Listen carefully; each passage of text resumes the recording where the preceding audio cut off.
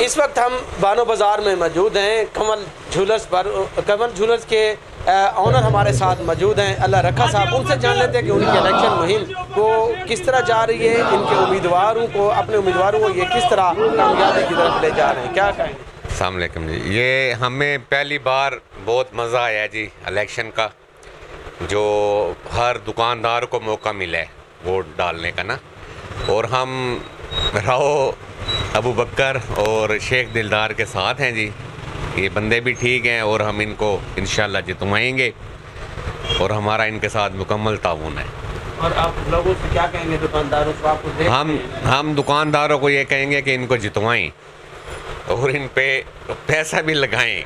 पैसा लगाना पड़े लगाएं, साथ दें। अल्लाह रखा का ये कहना है कि आप हमारा साथ देंगे, हम आपका साथ देंगे। हमारा जो उम्मीदवार हैं वो जो है मोहम्मद अबू बकर हैं इनके, और जो जनरल सेक्रेटरी हैं वो शेख दिलदार हुसैन हैं। उनको कामयाब बनाएं ताकि आपके मसले मसाइल जो हैं वो हल हो सके। नए प्रोग्राम के साथ फिर आज वैसे शुगर एक है।